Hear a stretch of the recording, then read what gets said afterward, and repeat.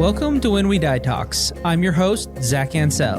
In this podcast, we explore different beliefs about what happens when we die and how those ideas shape the way we live. Thanks for tuning in. I'm glad you're here. This episode is brought to you by The Dead Book. Okay, let's get real for a second. How prepared are your parents, your siblings, your partner, or even you for the future? We're not talking about the fun stuff, but the hard stuff, end-of-life planning. It's a tough conversation, but that's why The Dead Book exists. The Dead Book makes it easy to plan ahead, even if you think you don't have the time, money, or assets. It's affordable, straightforward, and designed to give you and your loved ones peace of mind. They've made it their mission to help others avoid the chaos and stress that comes with being unprepared. Visit thedeadbook.co and get started today. And just for listening, use the code WWDT at checkout for 15% off. Hey everyone, this week I sit down with Sarah Carter, whose life has been shaped by the loss of both of her parents. Sarah opens up about losing her mother to cancer when she was just 18 years old and her father in an unexpected accident a few years ago, sharing how these moments not only shaped her understanding of grief, but also sparked a deeper exploration into spirituality and the human connection to death. Our conversation dives into the ways grief evolves over time and how it can resurface unexpectedly, bringing both challenges and opportunities for growth. As an only child, Sarah reflects on the unique burden of being the sole decision maker during end-of-life care and how she found ways to create meaning out of those difficult experiences. She also discusses moments of connection she continues to feel with her parents and how those experiences have given her a more personal and nuanced view of death. In this episode, Sarah shares her journey of navigating loss, spiritual curiosity, and the complexities of grief with candor and warmth. We explore the value of open conversations about death, the lessons loss can teach us, and how embracing those lessons can help us live with greater intention. It's a heartfelt and thought-provoking conversation you won't want to miss. I hope you enjoy. What's the guy who was the Buddhist guy? Ryan. Yeah. He mentioned Richard Rohr in his talk with you. I don't remember this. Well, I noticed because I also am a big fan of Richard Rohr. He's an amazing human, kind of in his last phase of life. But speaking of retreats, he has a space called the Center for Action and Contemplation. Mm. And it's in Albuquerque. I was going to say it's in Nome, Alaska. Almost Albuquerque. Yeah. And he would call your year a wallop. You've been walloped upside the head kind of thing. The universe is like time for a change. Literally and figuratively. Yes. Yeah. Lots of discomfort in that, but also like that's when the growth happens. So it does remind me, and I don't know if it was when we went to Benihana or when we went to Urdaneta, but you said this thing that has stuck with me so much that was like, I had to blow up my life and like put it back together with the pieces that I wanted. Mm-hmm. And that has like just been ringing in my ear all year. And I'm like, it's kind of blowing up anyway. And so like sometimes it happens with or without you. And so it's like, okay, well, at least I can like maybe have some awareness of like what was working and what wasn't and like start from there. So I think I'm really hoping like, I know a new year isn't necessarily like, oh yeah, January 1st is a fresh start. It's like, you know, it bleeds together, but I have kind of made the intention of like, this year has been very, well, I don't know if I was going to say directionless. I think there's been a direction to it, but like, it's just been a lot of like, I don't know, stasis, very static. And I'm like, I need just some like forward trajectory next year. And so like, whatever it is, January 1st, at least I need to be like moving in that direction. It doesn't need nothing is really going to be resolved by then. But like, as long as I'm moving forward and towards things versus just kind of like sitting and waiting, that's the goal. This will be an interesting episode because we connected like a year ago. I think you had already moved to Spain, but you were back. But it was very your initial like getting ready to leave the country. Yeah. And I think we started talking about death a little bit over dinner at Benihana. Nothing like death over dinner. Yeah. At Benihana. Of all places where it's like so loud and we're like screaming across the table at each other. The rest of the group's like, what are these two talking about? Debbie Downers. But, you know, like I know a little bit of your story, but in comparison to kind of everybody else I've interviewed so far, like I pretty much met with everybody and sat down and talked like one-on-one for an hour or 2 or 3 sometimes. Yep. And known their story a little bit more. So I feel like yours will be interesting Raw because dog for you. Yeah. I don't really know where it's going to go. Yeah. But I'm excited because we've been talking about this for a while, and yeah, me too. it would have been fun to do it over the interwebs. Yeah. But it's way better that we get to do this in person. So I agree. Yeah. Thank you for making time in Of course. the holiday trip. Thanks for having me. I'm excited. So from what I do know, you lost both your parents. Mm-hmm. So who did you lose first? I lost my mom when I was 18. Okay. She was sick with breast cancer when I was 15. So she had like a 3-year battle. And similar to one of your guests who talked about losing a parent to cancer, it was kind of a roller coaster where maybe she's in remission. Oh, nope, it's back. And she was young. I've outlived her a couple years ago. She was 38 Probably pretty crazy when she died. Yeah. Yeah. So that was my first experience with death. And I wouldn't say that I really dealt with it very much because I was young and it's a weird time was for 18. that to happen. Yeah. And I didn't know how. And I had gone to college early. I went to high school for 3 years and my house was kind of like a hospital. And so I was like, I want out of here. You want to get out of there. Yeah. I'm an only child. So I was like already all the focus, and I was just like, all right. And then my father passed unexpectedly. He was not ill in the same sort of way. And that was like 2 years ago, I guess. Okay. It's funny how it starts. It's weird when it's really close. And COVID too. Or you mean it was post-COVID. Okay, yeah. And COVID definitely impacted him. Yeah. And so did politics. He was a lawyer and very much into politics. And so he had kind of lost some hope in humanity and was not, he was a unique individual. I often describe him, he was a NRA card holder with 24 firearms in his house, but he was also a left-leaning Bernie Sanders t-shirt wearing guy. Awesome. He loved the feel the burn kind of vibe. Yeah. So he was a unique guy. And so he fell off of a deck that was under construction and he was intoxicated as well. And so he was in hospital here at OHSU, even though he lived in the Dalles. And so his life situation was such that I was the one to respond to the hospital and to be with him for the first couple of days. And it was COVID times. So even though it was post-COVID, technically the hospital still had like one person rule. So that was interesting and that's hard. Crazy. Yeah. Because then you're there by yourself too. Yeah. When you could be using a lot of support. Yeah, totally. Luckily I had been through something somewhat similar. I mean, my mother had brain surgery at the same hospital. So I knew things I hadn't done the first time I wanted to do differently. So I took voice memos of the whole experience and all the conversations with doctors and was able to share them with family, which helped their process. And then they could weigh in on what decision should be made next, And so I didn't feel completely responsible for it. You're not like, oh, shoot, did I remember everything right? Yeah.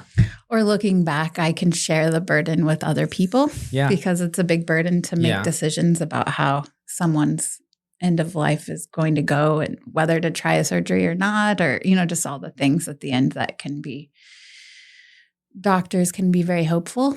And I've learned to ask them certain questions that I think are really important. Like, would you do this if you were in this situation? Or would you want someone to have this procedure done for you if you couldn't make the choice? Or, at what point would you kind of want to pull the plug, if you will, on this process of switch to palliative care? So that was, and Adam also lost his mother in somewhat of an untimely way. So, and that impacted me. She and I were pretty close. I mean, we didn't live in the same town, and Adam has kind of, I would call a bit of an arm's length distance relationship with his family, but as much as I could be close to her, I was. And when I got married, I very much knew that I wanted to be able to resonate with my mother-in-law because my mother was already deceased. And so it meant a lot to me. And then we had big plans, in our mind's eye about traveling together and doing things, the four of us. His father is still living. And, unfortunately that stuff didn't get to happen. So it's, but parental loss is something that I'm pretty familiar with. Yeah. Was Adam's mom before or after your dad? Before. Yeah. So it's kind of like spaced out there. Man, yeah. That's hard. Yeah, it was hard. But, I would say that it's definitely made me who I am, and I've made big life choices based on those experiences, and I wouldn't want to take those back. So yeah, I mean, that totally makes sense. You kind of get to a place, through your processing where there's a potential for you to have that kind of perspective, which is a gift. I was going to say that's the healthy perspective, right? I guess, like. It doesn't start day one. Yeah, totally. And that is the hard thing with, I think with this podcast, especially like talking about grief and how big of a deal that is. It's a huge deal. And I think part of it is us not knowing how to talk about death. And so then a lot of people feeling lonely and isolated because nobody will talk to them. Yeah. And not that they won't talk to them, but they're afraid. People are afraid to because they don't want to say the wrong thing. Yeah. And so then the only thing that we all ever say is, I'm so sorry. Yeah. Yeah. And from other conversations, I've heard it's like, it's not necessarily like, I'm not mad about it, but it's kind of like the last thing I want to hear because it's all I'm hearing. Yeah. Yeah. I was mad about it when I was 18. Yeah. And then I say it to people, too, because, it's one of the things you say. It's hard to know what to say, even when you've been through it multiple times. There's nothing to say except, I think when you've had the experience, it's easier to, something about the way you respond to someone, they kind of know. Oh, what, there's like this there's a vibe. Connection. Yeah. Mm-hmm. But it's not about me. So I'm not trying to share my experience unless that seems particularly helpful, to their grief. But grief it's a crazy animal. It definitely, doesn't go away. And people often ask me if they have a recent loss, like, oh, because my mother passed more than 20 years ago. So they want to know, is this going to get easier somehow? And, it's like yes and no. But when my dad died, my grief from my mother came back, and the things I hadn't looked at came back, and my relationship to the two of them. And then once you have no parents, you're a soul, like lonely, kind of in the world without that tether that a parent provides. And especially as an only child. Right. Yeah. Yeah. So there's definitely been like that. Like there's memories that I am the only carrier of that. Did it even really happen? You start to like get in your head. And, but yeah, it's also like the forest for the trees is a lot of things in life have gone well and easy. And so, what happens if everything always goes well and easy? You've met those people. Yeah, totally. I've met those people. Totally. No offense to those people. But it's also like, there's something good that comes from the depth of experiences, good and bad, and everything in between. I think you kind of already mentioned it, but it's like, it gives you an opportunity to like really figure out who you are in the hard times. Yeah, it's one of those wallops. Yeah. It's a shove where you're like, oh, I have to figure this out or I might unravel. Yeah. Yeah, I feel like this year for me, it's like trying to allow myself to just accept it and not fight it. I feel like that's what I've done so much in my past. And I think that's what we're all kind of taught to do, especially is like, and not necessarily like people are pushing it, go drink, but it's like numb it some way. Mm-hmm. And the thing I've just been telling myself is like, this belongs no matter the feeling, like, and not saying that it's probably going to sound horrible, but it's like, I'm sure there's maybe some days, after you lost your mom that you're really happy that she was gone. Mm-hmm. Absolutely. And I think there's probably then potential guilt of like, I shouldn't feel good about this, but it's like, no, this is an actual healthy feeling to have, I think for me, like the big one for me was my grandpa, because I was there for basically like 2 weeks, kind of the end of his life, and really watched him. And it was just like, there are definitely some days where it's like, Grandpa, just die. Mm-hmm. Get out of here. Because you're not here really anymore. You're just, your body's there in the bed and you're like, you're not really communicating. You're not doing this. Like, I want you to die in the nicest way possible. Totally. It's like a acknowledgement that the soul's ready to release and that it's suffering now. And that's all that's left there at the end. Yeah. Yeah, to watch somebody have their last days is a pretty powerful experience, especially when they're close to you. I was with my grandmother, and then I chose not to be with another grandmother because I just felt like I'd put my time in. It was going to be too much for me. Yeah. But it's a lot. It is. Yeah. There's a lot of weird things that happen. Totally. And it was interesting, since you brought up grandparents, I'll say, to watch my grandparents both sets bury their children, because I had grandparents longer than I had parents. Wow. And that's special in its own way. I mean, not their suffering, but the relationship that can come after. Yeah. I had a grandmother with a very motherly role.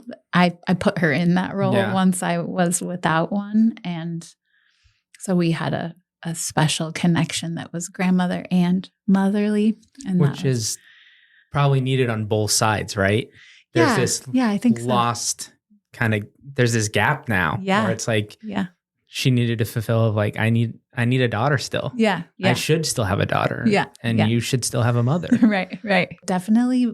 It provided an opportunity. That grandmother also worked for hospice and was a chaplain here in Portland at the hospital. She was very comfortable talking about death. And she and I talked all about her end of life and what that was going to be like for us. And her kids, no, thank you.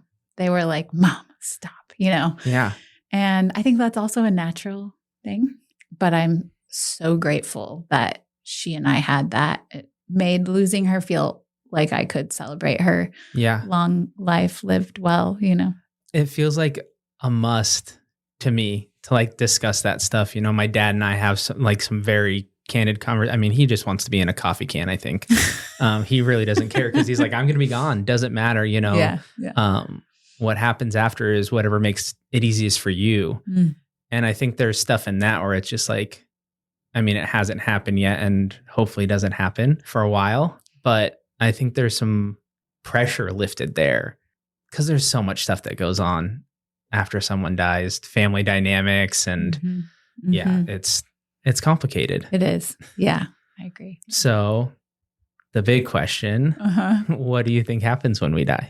Well, and I guess maybe a follow-up too. Sorry to cut you off. No, you're fine. Has that changed through your experiences with your mom and then your dad? And that's what I was going to say first is it's completely changed. My perspective on that has changed over time.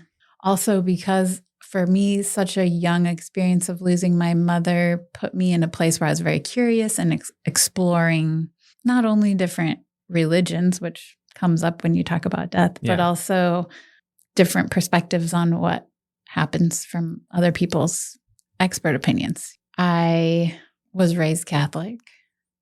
I went through First Communion. We kind of stopped going to church after my parents couldn't have more children and kind of got angry with God, I guess. I wasn't really privy to all that, but we stopped going and I drew conclusions later. And I always kind of felt a little skeptical of just taking the Bible for like assuming that it was meant to be interpreted as a real thing as opposed to like an analogy or a mythology or a lesson story. Mythology, I guess, fits that.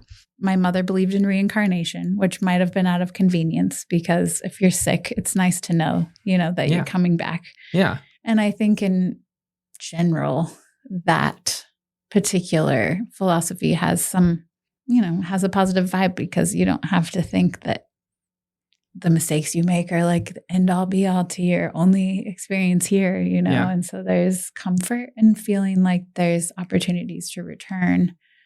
In my own study of yoga and other traditions, I feel like I like to kind of cherry pick the parts that resonate with me from all the different. Yeah. I mean, Religion of Sarah. No, but it was. Yeah, we'll put where you can join in the show notes. God. There'll be a website by the time this episode's up.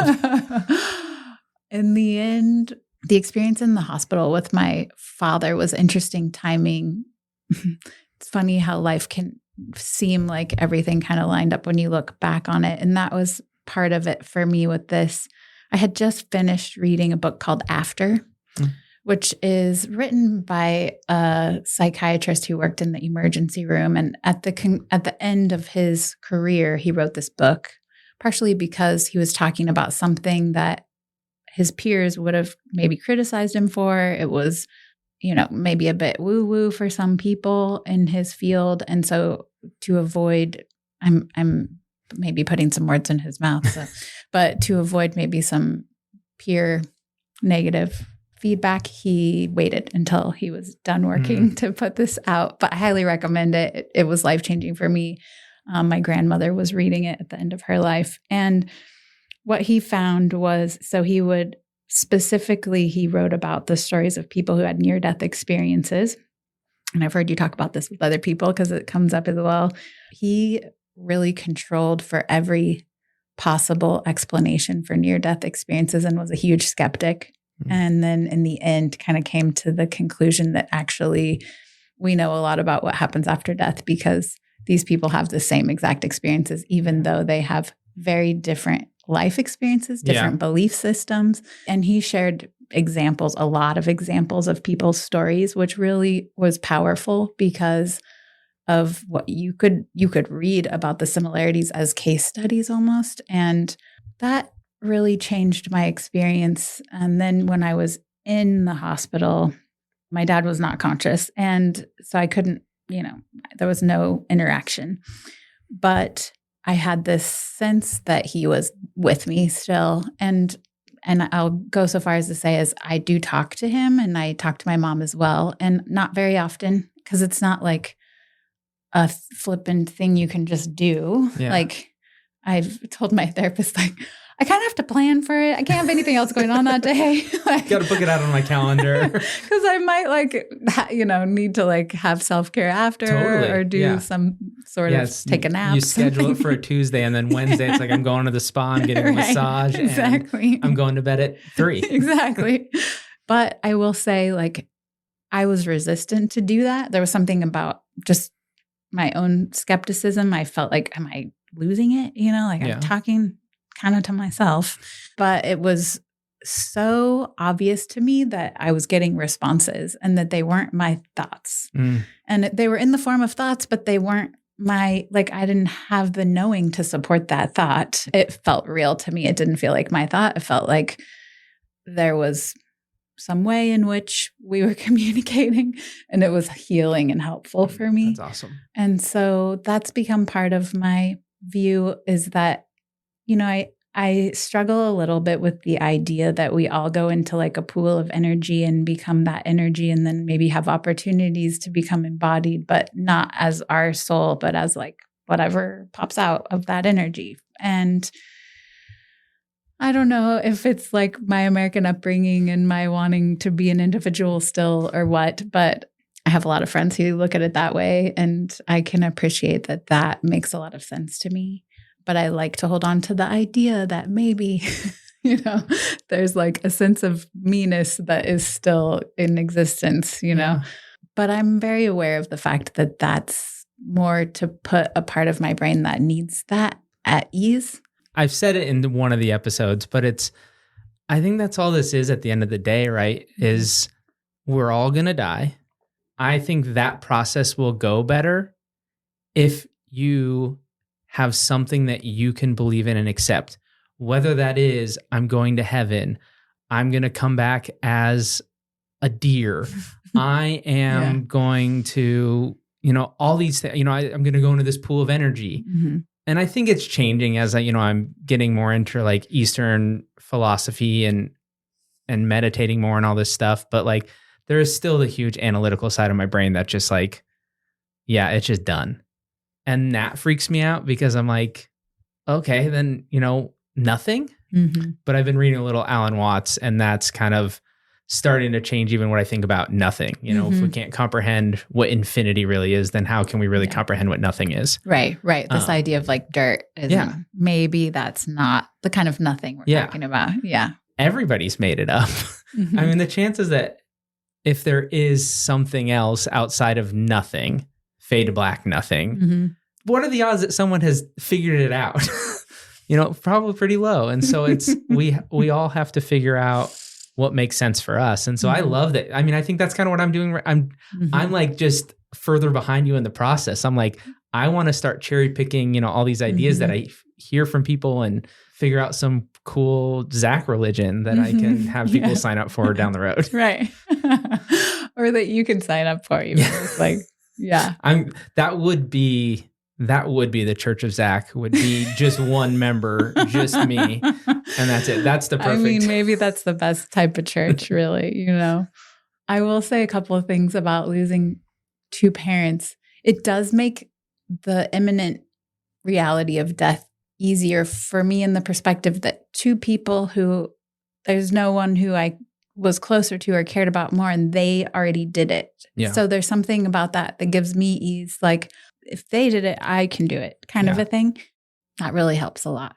Yeah. And the other thing that I think about, if there was like a phrase that I subscribe to that kind of helps put me at ease, it's a Richard Rohr quote. And I originally heard this on Brene Brown's podcast, so I'll give a little credit to that as well. But he says, "We suffer to get well.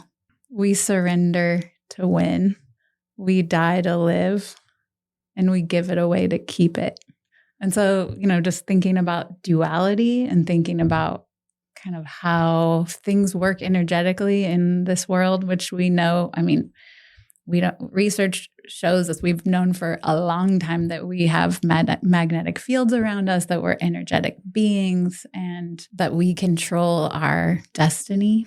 And so, especially on a path of change, I think it's nice to be able to look at things from a perspective of that we have some control over it, and that we don't have to completely be at the whim of other people. And that sometimes it's through those like hardest experiences that our light brightens up, and it doesn't feel like that when you're in it.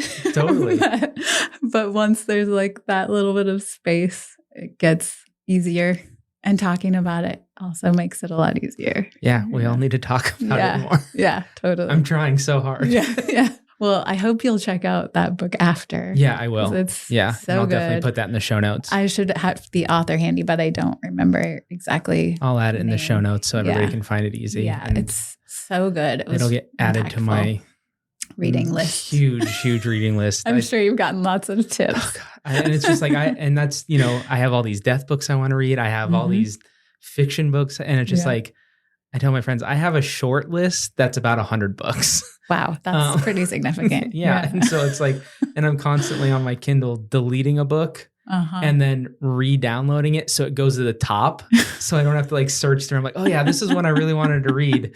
And then I finish a book and I'm like, I don't know what to read next. There's just so many options. But I'll definitely check it out. It's really good. What would you want your loved ones and your friends and everybody to know if you died tomorrow? I forgot about this question. Everybody says this is the hardest one. Yeah. I'm really at peace with it. There have been times when I've said, because I have our family heritages, it's a genetic condition that was, that my mother had. So I've had to face my own mortality. And I've often said, boy, if I had that kind of diagnosis, I'm not sure I would treat it because it was suffering. I watched that kind of take the last years and make them harder. Of course, technology is amazing and always getting better and better. And I'm often surprised by people's stories. But I think the big thing for me is that I'm okay with it. Like, I wouldn't want other people, especially if there was something tragic, because if I died tomorrow, that alone would be kind of tragic, I think. It's funny to say aloud about yourself, but, just based on age and what we believe is a realistic time to die. But yeah, I would say that I've had a really great life and that they shouldn't feel bad about it being shortened, that I often think about people's light. Some people who die young, it almost seems like their light was burning really, really bright and it just burned out sooner because maybe they only had so many brightness. Yeah. There's only so much energy to burn. Whatever that is. Yeah. I think that would be mainly like that I would want people to know that I was okay with it, that I was at peace with what gifts I've had, which have been many. Yeah. And I don't know. What do other people say about it? Oh, I mean, I think some people have like little life philosophies. Yeah, that's fair. What do you think about it?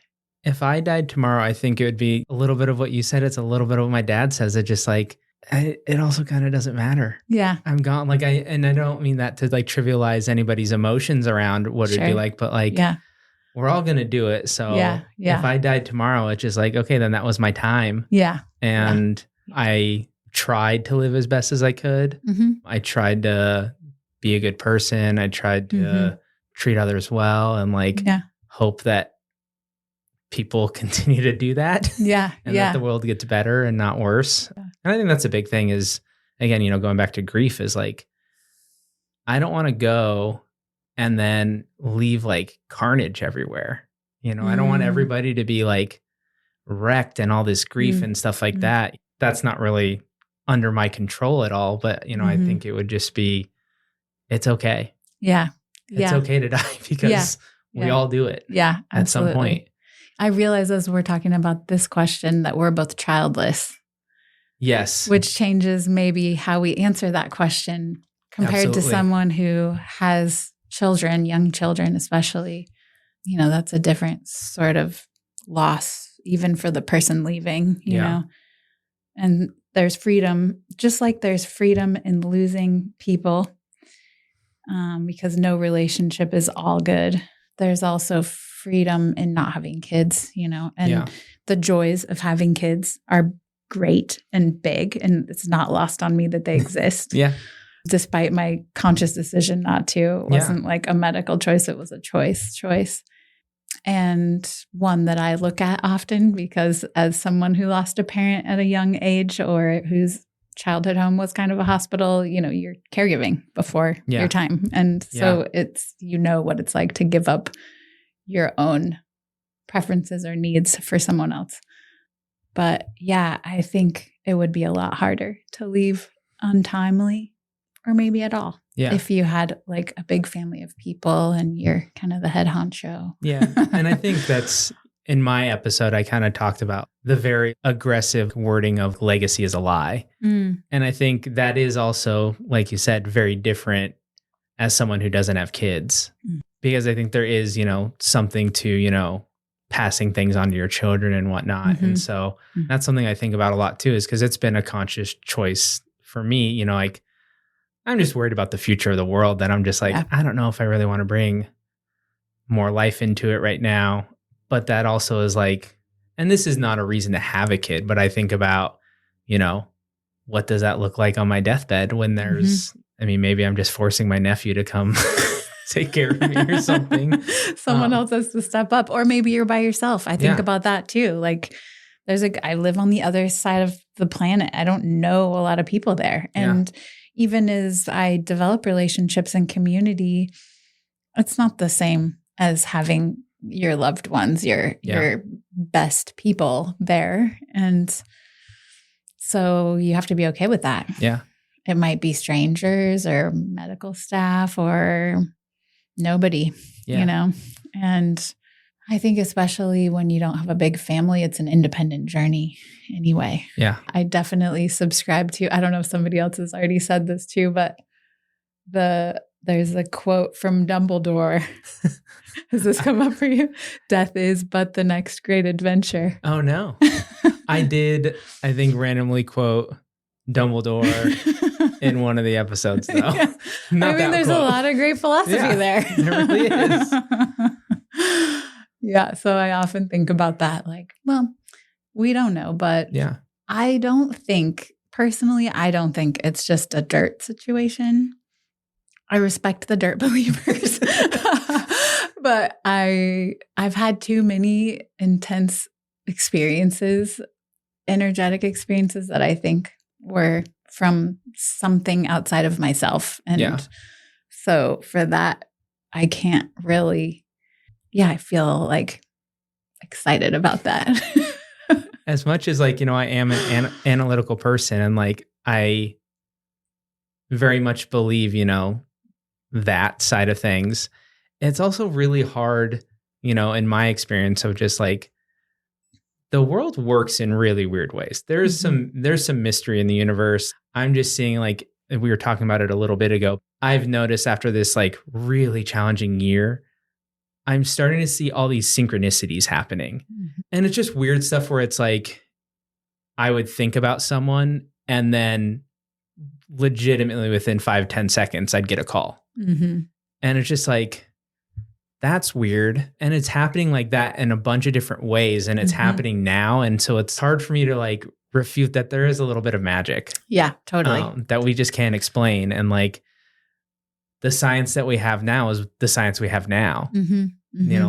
2,000 years ago, the science that they had was what they had. And, that's why the beliefs were different. And so who knows, I mean, if we're even around, not you and I, but in 2,000 years, the science could be completely different. I agree with that completely. And I think there's just because it's like one of my favorite teachers at OCOM would say, and the absence of evidence is not evidence of absence. And that is such an important thing to remember because, at least for me, when we are suffering, it can feel like we're lost and alone. And anyone who's been there can really attest to how painful that can be, how hard that can be.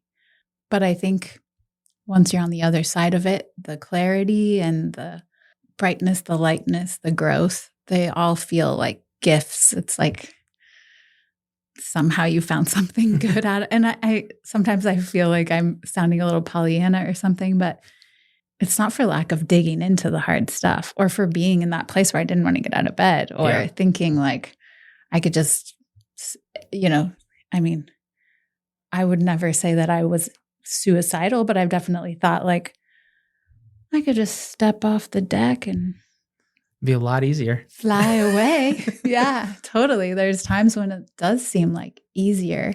And with that, I would want to say there's resources out there for people who have that sort of feeling. And it's good to talk about it with people because then we know that we're not alone and that it's normal to feel a sense of that at times. And of course, some people don't, but that's just one edge of the bell curve, right? Yeah, I think that's something I've noticed too. You go through all this stuff and you're isolated, you're in your head and you think it's just about you because how do we not? But the minute I've brought up stuff to friends or like new acquaintances, it's like, oh yeah, I've been through that.